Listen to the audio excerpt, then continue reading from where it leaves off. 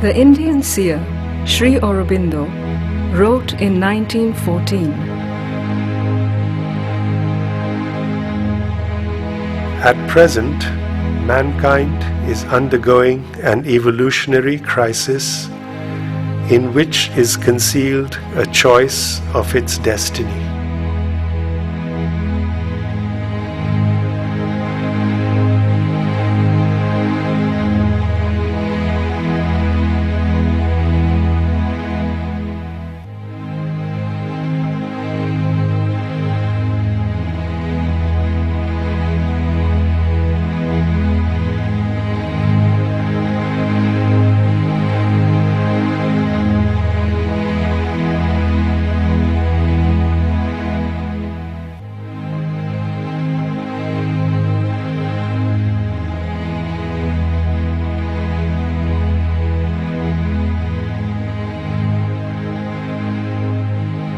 A stage has been reached in which the human mind has achieved in certain directions an enormous development, while in others it stands arrested and bewildered and can no longer find its way." Look at man, the thinker, lost in his thoughts. This is humanity today, facing a tremendous crisis.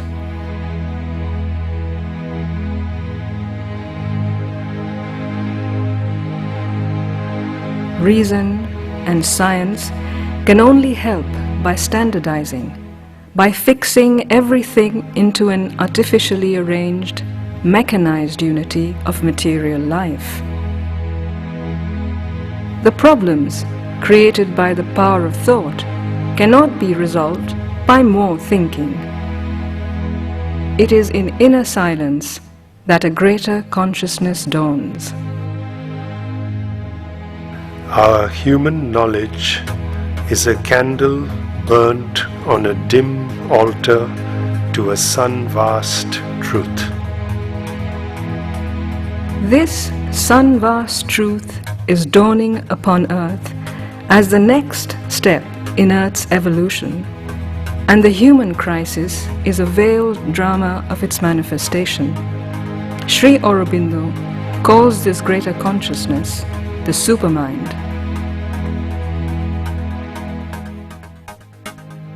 The central fact, the essential and cardinal significance of the evolution is not development and perfection of the outer and instrumental form, but the development and increasing perfection of consciousness.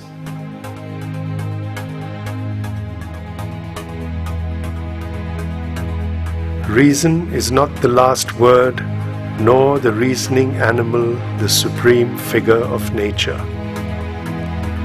As man emerged out of the animal, so out of man the Superman emerges.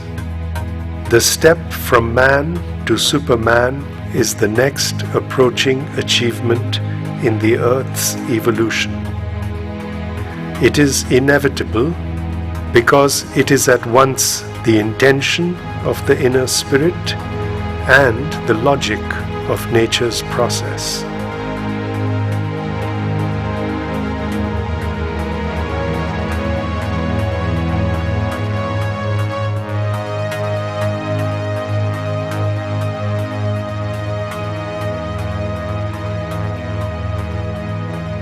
It is only the full emergence of the soul, the full descent of the native light and power of the spirit, and the consequent replacement or transformation and uplifting of our insufficient mental and vital nature by a spiritual and supramental supernature that can effect this evolutionary miracle.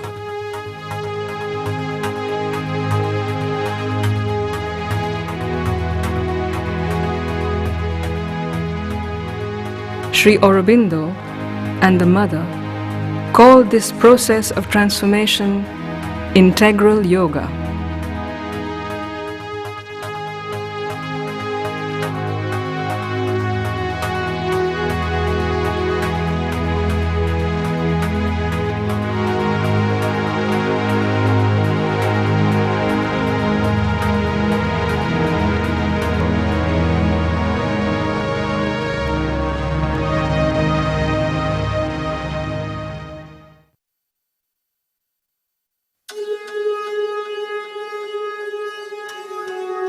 The ancient Vedic rishis of India have known the reality of the evolution of consciousness.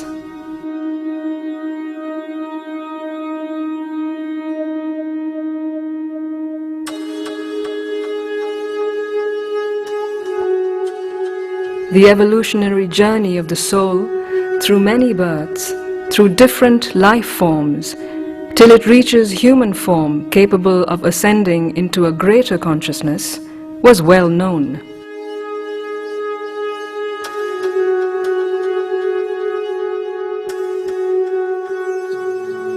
They have explored the cosmic consciousness and the sun-vast truth of the supermind. However, the knowledge was lost over millennia. After the advent of Buddhism, life on earth was increasingly seen as misery, and later even as illusion, Maya.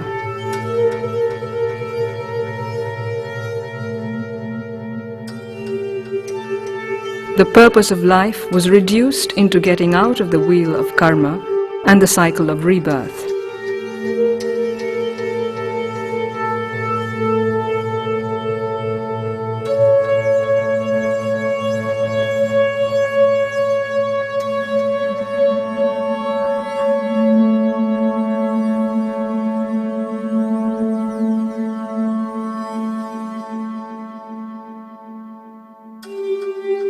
Spiritual life turned otherworldly and rejected the world of forms and missed the evolutionary purpose and the possibility of divine life upon earth.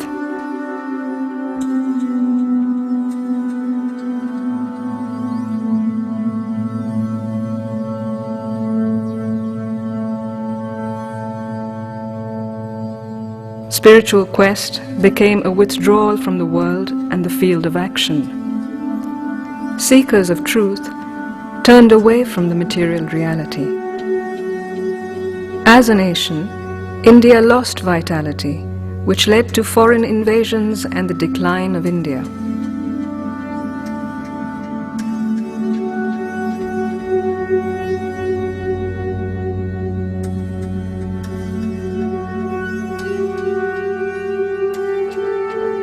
While India was falling asleep, science and materialism was rising in the West.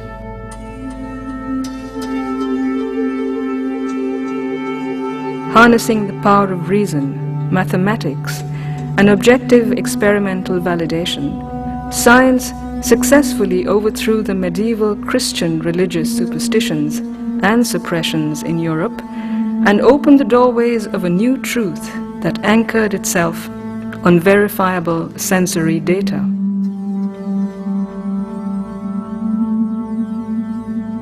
Sri Aurobindo wrote about science in his epic poem Savitri.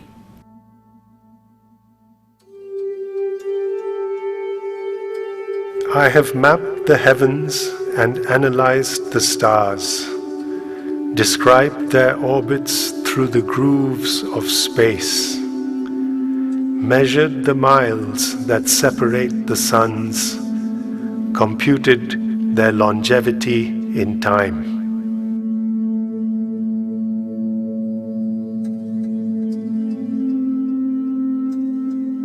I have delved into earth's bowels and torn out the riches guarded by her dull brown soil.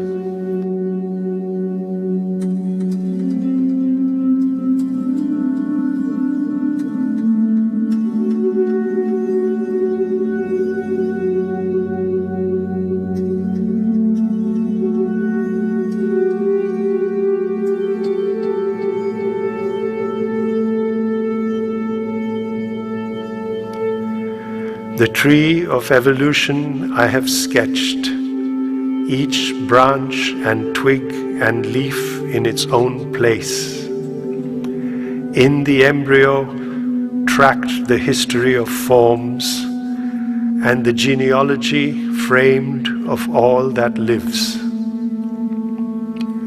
I have detected plasm and cell and gene, the protozoa traced, man's ancestors, the humble originals from whom he rose. I know how he was born and how he dies.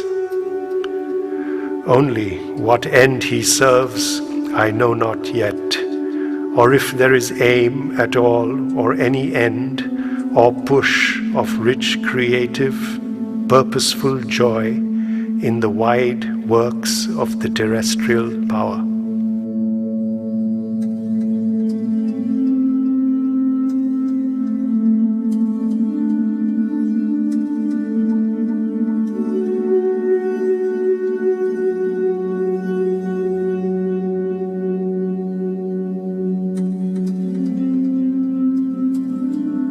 I have caught her intricate processes, none is left. Her huge machinery is in my hands. I have seized the cosmic energies for my use. I have poured on her infinitesimal elements, and her invisible atoms have unmasked. All matter is a book I have perused. Only some pages now are left to read. If God is at work, His secrets I have found. But still the cause of things is left in doubt.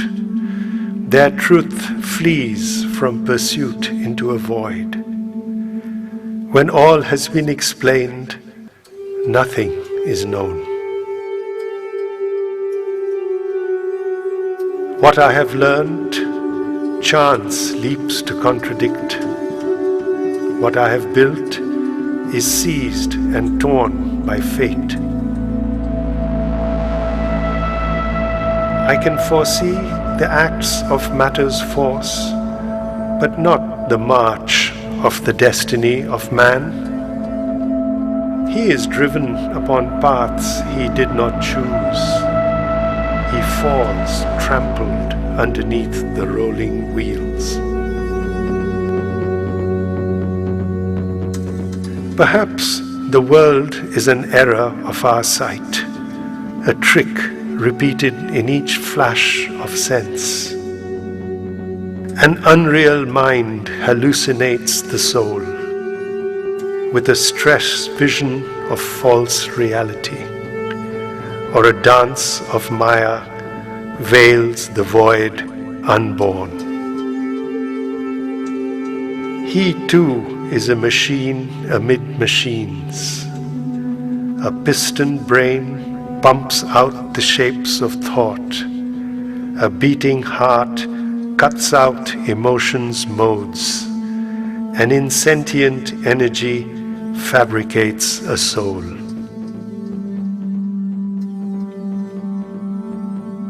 The word soul or spirit is practically meaningless from the point of view of science, a concept that is not required to explain the birth and death of the universe. On one side, we have science rejecting the reality of the spirit. And on the other side, we have the ascetics rejecting the reality of the material world.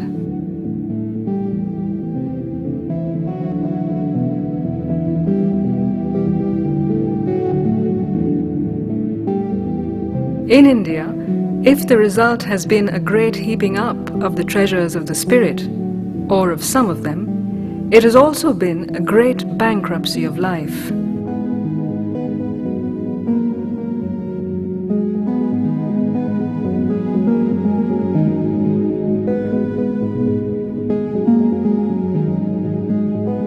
In the West, the fullness of riches and the triumphant mastery of this world's power and possessions have progressed towards an equal bankruptcy in the things of the spirit.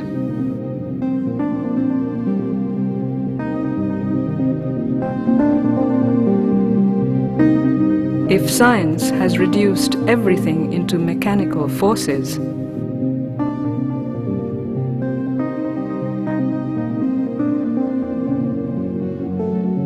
ascetics have reduced everything into pure consciousness.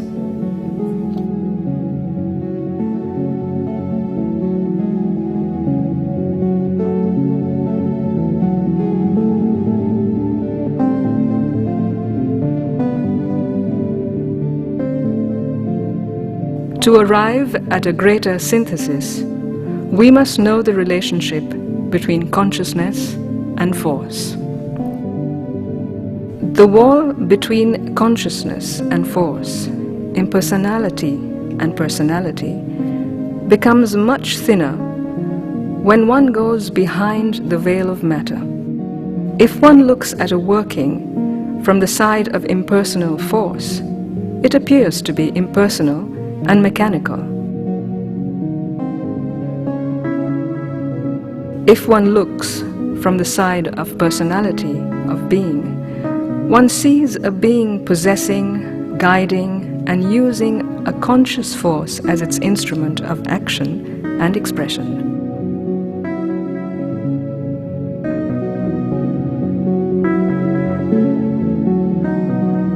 In modern science, it has been found that if you look at the movement of energy, it appears on one side to be a wave and act as a wave, on the other side as a mass of particles, and to act as a mass of particles, each in its own way. It is somewhat the same principle here. The force that builds the worlds is a conscious force. Sri Aurobindo speaks of consciousness and force as inseparable, two sides of the same thing. He puts them together as one word, conscious force, or consciousness force, or Chit Shakti in Sanskrit.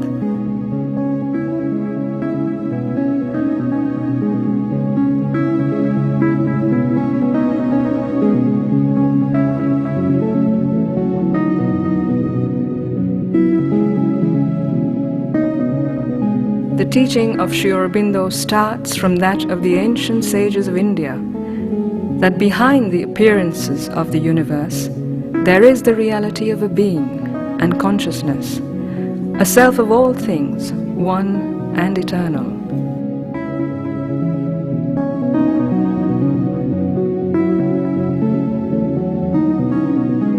This one being and consciousness is involved here in matter.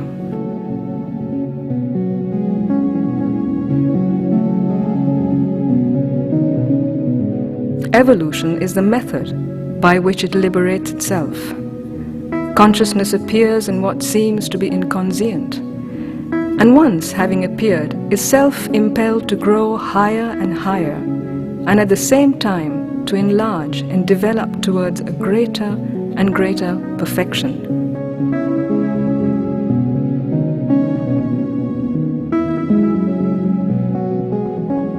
Life is the first step of this release of consciousness. Mind is the second. But evolution does not cease with the mind, for man is a transitional being. He is not final. The step from man to Superman is the next approaching achievement in the Earth's evolution. This awaits a release, a consciousness which is spiritual and supramental. For only then will the involved divinity in things release itself entirely, and it become possible for life to manifest perfection.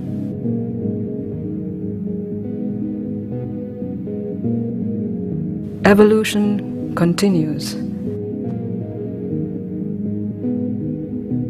Where the higher ranges of mind ends, a greater splendor begins.